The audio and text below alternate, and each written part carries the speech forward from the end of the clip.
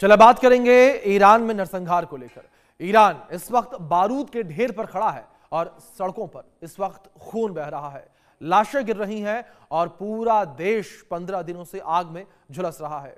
लेकिन तेहरान के तख्त पर बैठा खामेनेई अभी भी कुर्सी से चिपका हुआ है। हजारों गिरफ्तारियां हो चुकी हैं, इंटरनेट बंद हो चुका है और सरकार ने प्रदर्शनकारियों को खुदा का दुश्मन बताया और उनके लिए फांसी का फरमान सुना दिया है, जो किसी कानून से ज्यादा सत्ता की आखिरी चीख लगता है। वहीं दूसरी तरफ अमेरिका खुलकर जो है वो मैदान में उतर चुका है। ट्रंप यहां पर कह रहे हैं कि ईरान रेड लाइन पार कर रहा है और कई बातचीत के दावे भी सामने आ रहे हैं, जिससे सवाल उठता है कि यह बातचीत है या दबाव के लिए सरेंडर। उधर इजराइल भी मौके की तलाश में ताकि ईरान के परमाणु सपनों पर वार किया जा सके। और इस पूरी तस्वीर में एक तरफ ईरानी जनता सत्ता बदलना चाहती है तो दूसरी तरफ खामेनेई मौत के फरमान पर हस्ताक्षर कर रहे हैं, जिससे अब लड़ाई सिर्फ सड़कों तक सीमित नहीं है बल्कि वॉशिंगटन, तेल अवीव और तेहरान के बीच टकराव का रूप ले चुकी है। और इतिहास गवाह है कि जब जनता विद्रोह पर उतर आती है तो तख्त ज्यादा दिन टिकते नहीं है। ऐसे वक्त में लोग उम्मीद को धार्मिक प्रतीकों से जोड़ रहे हैं, कुछ इसे कल की अवतार जैसा मान रहे हैं, लेकिन सच यह है कि बदलाव किसी चमत्कार नहीं होता। क्या अब वाकई ईरान में कल की अवतार होने वाला है? क्या भगवान विष्णु का 10वां यानी कि कल की अवतार ईरान में शांति का संदेश लेकर आएगा? इसी विषय पर आज हम चर्चा करेंगे, बातचीत करेंगे। लेकिन जिस तरीके से ईरान में ये स्थितियां बनती हुई नजर आ रही हैं, जिस तरीके से अशांति फैली हुई नजर आ रही है, ये इस वक्त कई बड़े सवाल खड़े कर रही है। और इस बीच 4 तस्वीरें आपको हम दिखा रहे हैं किस तरीके से खामेनेई सरकार की बर्बरता यहां देखने को मिल रही है और सजाए मौत का फरमान सुनाया गया है और मौतों का आंकड़ा भी ईरान में लगातार बढ़ने लगा है। सड़कों पर प्रदर्शनकारी लगातार टिके हुए हैं, लगातार जो है प्रदर्शनकारी सड़कों पर उतरकर विरोध कर रहे हैं, मांग कर रहे हैं। तो यहां पर लगातार जो है प्रदर्शनकारियों के द्वारा विरोध प्रदर्शन किया जा रहा है और लगातार मांग की जा रही है तख्ता पलट की। तो आप समझिए क्या स्थितियां इस वक्त ईरान में भरी हुई जो है वो नजर आ रही है। चलिए अब आपको कुछ और जानकारियां हम ग्राफिक्स के माध्यम से पहुंचाएंगे कि किस तरीके से इस वक्त विद्रोह की आग में ईरान सुलग रहा है। इसको लेकर कुछ इंफॉर्मेशन अपडेट्स हैं वो आप तक हम पहुंचाते हैं कि किस तरीके से ये आग ईरान में लगी हुई है विद्रोह की।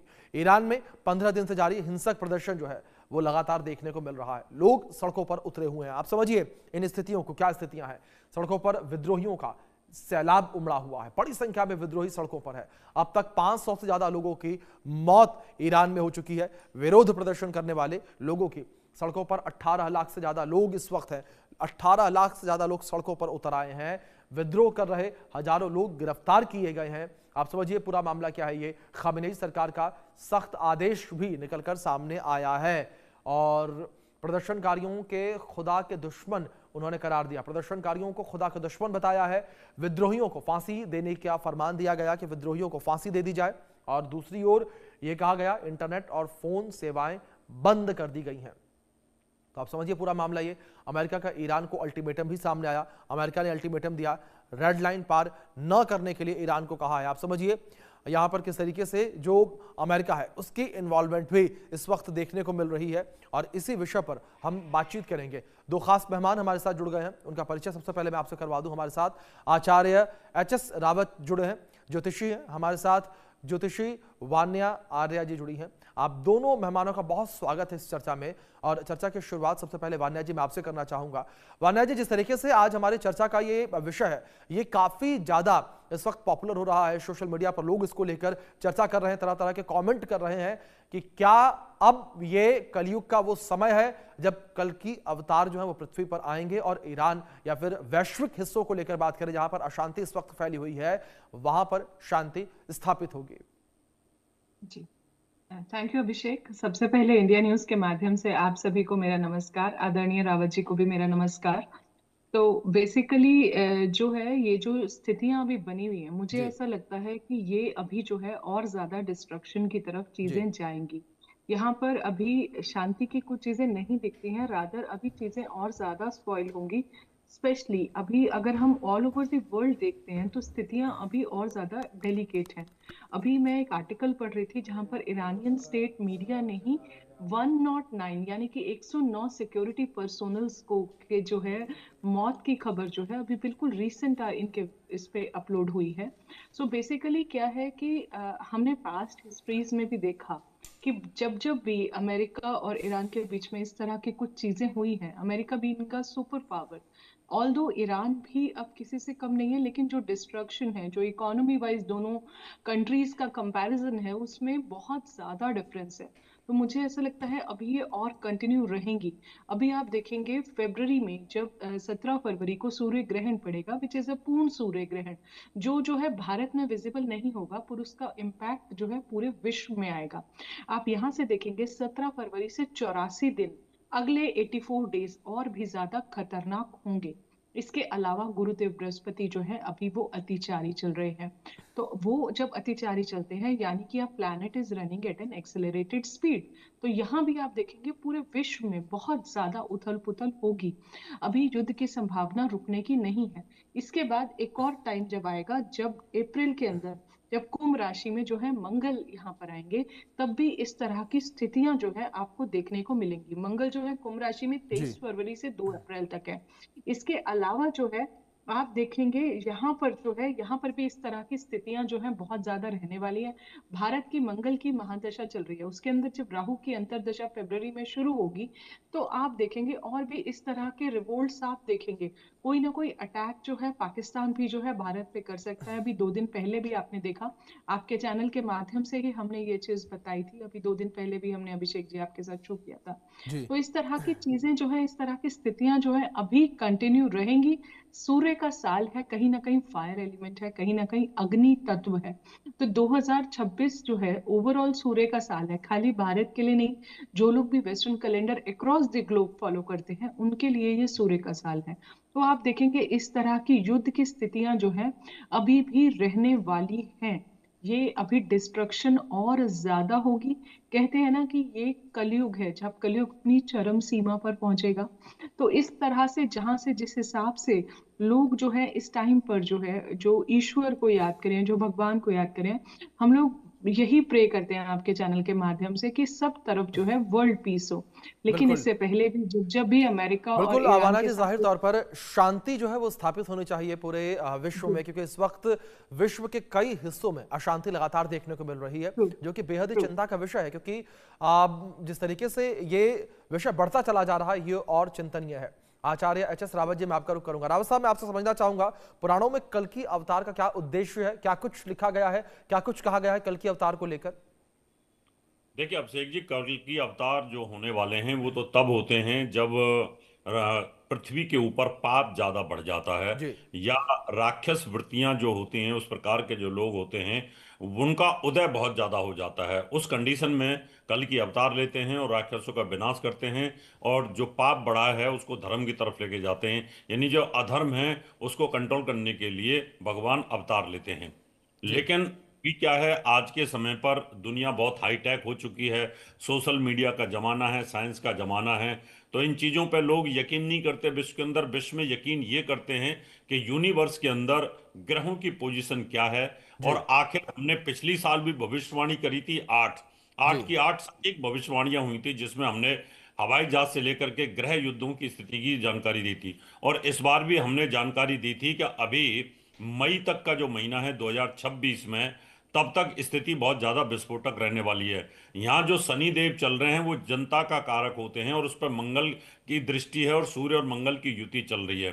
तो यहाँ सेना में, राजा में विद्रोह होना, जनता के साथ विद्रोह होना, ये स्थिति अभी लगातार बनी रहेगी। और इसकी हमने 2025 में भविष्यवाणी कर दी कि 2026 मई तक बहुत स्थिति खराब रहने वाली है। जब अंतरिक्ष के अंदर ग्रहों की गति खराब होती है, ब्रह्मांड में, यूनिवर्स में ग्रहों की गति खराब होती है, तो राजाओं की और सेनाओं की भी बुद्धि भ्रष्ट होती है कहीं ना कहीं।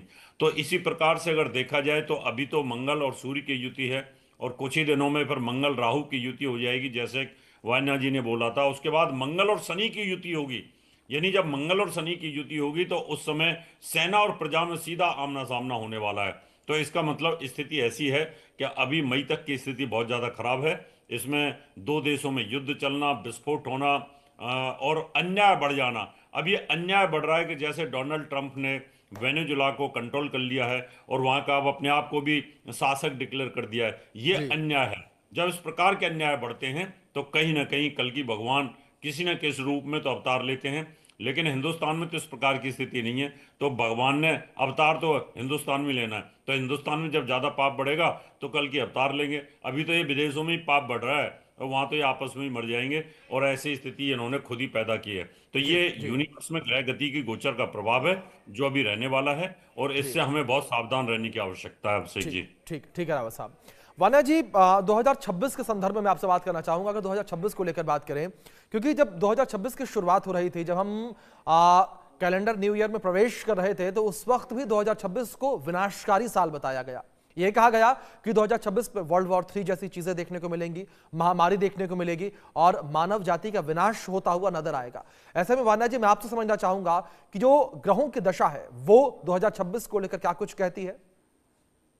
जी, थैंक यू अभिषेक जी। तो जो 2026 की अगर हम बात करते हैं तो यहाँ पर भी, क्योंकि फायर एलिमेंट का साल है पूरा साल, तो जी यहाँ पर थर्ड वर्ल्ड वॉर तो कंप्लीटली नहीं होगा, उसके जी जो चांसेस है वो अभी नहीं है। रादर देन मिड 2027 के बाद you will see some of such symptoms, but उसका ट्रेलर्ड वर्जन जो है वो आपको अभी इसी साल में देखने को मिलेगा। जी एक चीज मैं और बोलना चाहूंगी आपके इंडिया न्यूज के माध्यम से, जो मैंने हमेशा बोला है कि इस साल आप देखेंगे कि साइबर अटैक्स जो हैं वो बहुत ज्यादा बढ़ने वाले हैं। आर्टिफिशियल इंटेलिजेंस का बहुत ज्यादा मिसयूज होगा। टेक्नोलॉजी जो है वो बहुत ज्यादा मिसयूज होगी। हैकिंग जो है वो होगी। कोई भी चीज होगी अननेसेसरी की अफवाहें जो है आपको सोशल मीडिया पर फैलती हुई दिखेंगी। जो इस तरह की ग्रह दशा है, स्पेशली फेब से अप्रैल तक का टाइम जो है बहुत ज्यादा क्रिटिकल है। जैसे कि अभी आदरणीय रावत सर जी भी कह रहे थे कि जो मई तक का टाइम है वो बहुत ज्यादा क्रूशियल है। बेसिकली ये बहुत ज्यादा क्रिटिकल है। यहाँ पर पाकिस्तान भी हो सकता है भारत पर जी कुछ माइनर अटैक्स जो है इस साल करे। शनि जो होता है जी मासेस का कारक होता है। शनि जो होता है जनता का कारक होता है। कुछ ना कुछ ऐसा जरूर होगा जहां पर जनता जो है सरकार के अगेंस्ट होगी। सूर्य का साल है, सत्ता में आप जी बहुत ज्यादा इस साल भी उथल पुथल देखेंगे। एडुकेशन रिलेटेड ये आप देखेंगे जी कुछ ना कुछ न्यू रिफॉर्म्स जो हैं जो इस साल जो है बनते हुए आपको बहुत ज्यादा दिखेंगे। लेकिन इस साल सबसे ज्यादा प्रॉब्लम क्या आनी है कि लोगों में ईगो जो है बहुत ज्यादा बढ़ जाएगा। इस साल जी लोग बहुत ज्यादा रिएक्टिव बन जाएंगे। लोग अपने आप को ही बेस्ट मानेंगे, तो वो अपने आप को बेस्ट प्रूव करने में यहाँ पर बहुत ज्यादा आर्गुमेंटेटिव जी जी एटीट्यूड जो है वो लोगों में बहुत ज्यादा बढ़ने वाला है। इस साल जो है जब बहुत ज्यादा पीक आएगा, जब ये फर्स्ट सूर्य ग्रहण आएगा which is like closely it is on 17th of February, तो जी यहाँ पर आप देखेंगे कुछ वॉल्केनिक इरप्शंस इसके नेक्स्ट 90 डेज में 17 फरवरी से जी आप जी कुछ वॉल्केनिक इरप्शंस, कुछ अग्निकांड, जी फॉरेस्ट फायर्स जैसी घटनाएं भी जो है इस साल आपको दिखेंगी। इस साल आपको ग्लोबल वार्मिंग नहीं ग्लोबल बॉइलिंग दिखेगा। जी टेम्परेचर जो है बहुत ज्यादा एक्सट्रीम होगा, या तो जी बहुत ज्यादा सर्दी या बहुत ज्यादा जी गर्मी। तो जी एक्सट्रीमिटीज, जब हर चीज की अति आती है, कहते हैं जी अति हर चीज की बुरी होती है लाइफ में, तो इस तरह के सर्कमस्टांसेस जो है इस साल आपको दिखेंगे। लोग जो है पहले से ज्यादा स्पिरिचुअल होंगे, लेकिन लोगों में कॉम्पिटिटिवनेस इस साल बहुत ही ज्यादा बढ़ने वाली है। एजुकेशन सेक्टर बहुत ज्यादा ग्रो करने वाला है। जी बिल्कुल लवाना जी, जिस तरीके से आपने जिक्र किया, जाहिर तौर पर एक तरीके से संकेत इसे मान सकते हैं, यानी कि 2026 को हम। रावत जी साहब, मैं आपका रुख करूंगा दूसरी ओर। रावत साहब, अगर जिस तरीके से हम कल के अवतार को लेकर बात कर रहे थे, अगर मैं पुराणों को लेकर बात करूं, क्या पुराणों में किसी समय का जिक्र किया गया, जिस तरीके से अभी आपने पहले बातचीत में जिक्र किया था कि जब धरती पर पाप बहुत ज्यादा बढ़ जाएगा तो तब कल की अवतार होगा, कल की भगवान जो है वो पृथ्वी पर आएंगे और पापों का नाश करेंगे। लेकिन क्या आचार्य जी, कोई समय, कोई ऐसा योग संयोग, ग्रहों का नक्षत्र बनता हुआ कुछ नजर आया? हाँ बिल्कुल, इसमें अभिषेक जी पुराणों के अंदर लिखा हुआ है, जी जब 6 से 7 साल की उम्र में स्त्री जी अगर माँ बनने लगे जी और आदमी की जो हाइट है जी वो बहुत छोटी हो जाए, और गाय हैं, जी जानवर हैं, बहुत छोटे छोटे हो जाएं, पानी की किल्लत हो जाए, खाने के लिए अनाज ना रहे, तो ऐसी स्थितियां जब होंगी उस समय पर जी तो कल की अवतार लेंगे। यानी अभी तो बहुत समय है। यानी अभी आप देखा जाए तो अभी उस पाप का लेवल तो उतना बढ़ा नहीं है, लेकिन बढ़ रहा है। अभी तो जी कलयुग का फर्स्ट फेस है ये, और फर्स्ट फेस यानी पहला चरण है। जी और 4,32 करोड़ वर्ष का कलयुग है। अब 4,32 करोड़ वर्ष में से अभी तो 5300 वर्ष ही निकले हैं, तो अभी तो कलयुग बहुत है। लेकिन जी कलयुग के अंत में कली का अवतार होने का योग बनता है जब कलयुग का समाप्त होगा।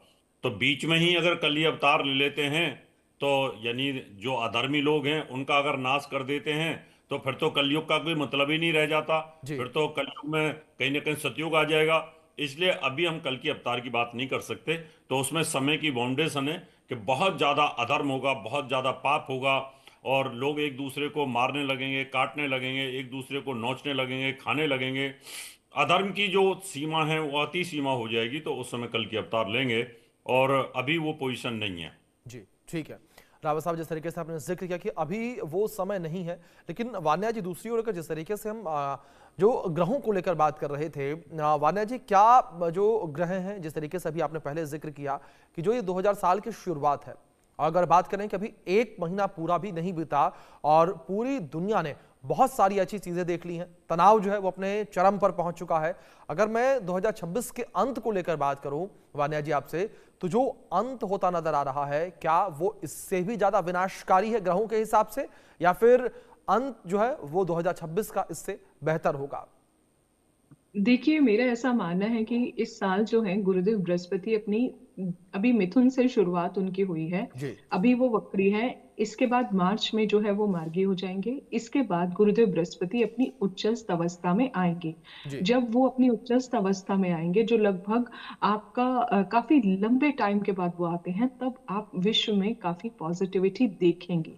स्पेशली हम इंडियंस, वी बीइंग इंडियंस, क्योंकि हम स्पिरिचुअलिटी में बहुत ज्यादा बिलीव करते हैं, तो आप देखेंगे 2 जून से लेकर 31 अक्टूबर का जो समय है, जब गुरुदेव बृहस्पति कर्क राशि में होंगे, तो वहां पर हमारी कंट्री के लिए ये ओवरऑल जो है काफी अच्छा और ऑस्पिशियस पीरियड होगा। लेकिन इसमें भी मैं कहूंगी कि यहाँ पर जो है अभी राहु केतु का गोचर जो है वो आपका 5 दिसंबर को होगा, जहां पर जो है राहुदेव और केतुदेव ट्रांजिट करेंगे। केतुदेव सिंह राशि से ट्रांजिट करेंगे और राहुदेव जो है वो आपके कुंभ राशि से जी ट्रांजिट करेंगे। शनि जो है वक्री होंगे यहाँ पर 27 जुलाई से। वहां पर भी आप देखेंगे कुछ ना कुछ, आई वुड नॉट से वेरी पॉजिटिव चेंजेस, कुछ नेगेटिव चेंजेस जो हैं आपको लोगों में उथल पुथल दिखेगी, क्योंकि शनि मासेस का कारक है, शनि जनता का कारक है। जो भी चेंजेस शनि में, जब जब शनि रेट्रो होते हैं, तो वहां पर आप देखेंगे कि ये एक पर्टिकुलर इंडिविजुअल को इम्पैक्ट नहीं करता, ये मासेस को इम्पैक्ट करता है। Specially people who are undergoing through their Sadisati and Shani Dhaya, it जी impacts those particular chunks of people more than comparatively to the normal human masses. तो जी आप यहाँ देखेंगे कि साल का अंत जो है, मैं कहती हूँ इतना नेगेटिव नहीं होगा जी कंपैरेटिवली। जी जो फर्स्ट हाफ जो है, जो आपका जैन टू मई, जैसे अभी रावत सर भी बोल रहे थे, तो जैन टू मई जो है ये पीरियड जो है थोड़ा सा ओवरली क्रिटिकल पीरियड मैं इसे कहूंगी। और इसमें भी अगर आप मेरे से पूछते हैं पीक, तो पीक में मैं 17 फरवरी से लेकर 23 मार्च का जो समय है वो बहुत ज्यादा क्रिटिकल है।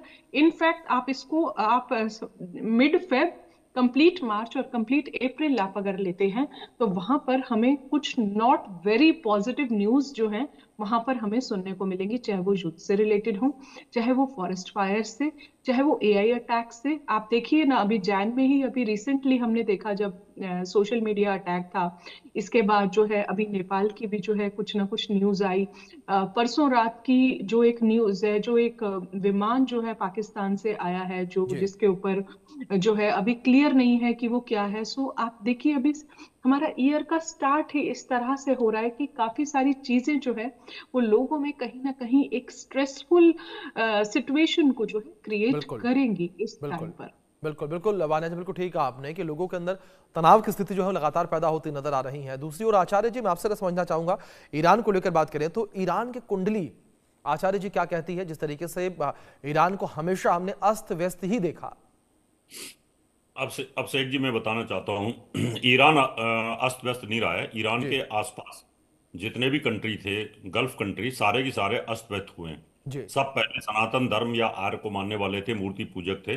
जी और इस्लाम जब 1440 वर्ष पहले पैदा हुआ, उसके बाद में तलवार के दम पर इन सबको अस्त व्यस्त किया गया। जी अब ईरान की जो स्थिति रही है वो इराक के साथ बहुत लंबे समय तक युद्ध रहा। इजराइल की जो स्थिति रही है यहूदियों की, वो बहुत अस्त व्यस्त रही है। इसके अंदर जो ईरान की राशि है उससे मतलब नहीं होता, क्योंकि ये सब तो पृथ्वी के एक हिस्से हैं। इनके ऊपर मैदनी ज्योतिष काम करती है, और गोचर के अंदर जो ग्रह होते हैं और जो हमारे ग्रहण का जो काल होता है, ग्रहण काल कहाँ पर हो रहा है, यानी इस बार जो ग्रहण हुआ वो मिडिल ईस्ट के अंदर उसका प्रभाव था, अमेरिका के ऊपर उसका प्रभाव था, और यूरोप पे उसका जी ऊपर प्रभाव था। जब हम ग्रहण के अंदर आपके चैनलों पर बैठे थे तब उस समय हमने कहा था कि मिडिल ईस्ट के अंदर, अमेरिका और यूरोप के अंदर बहुत तबाही के योग बनते हैं।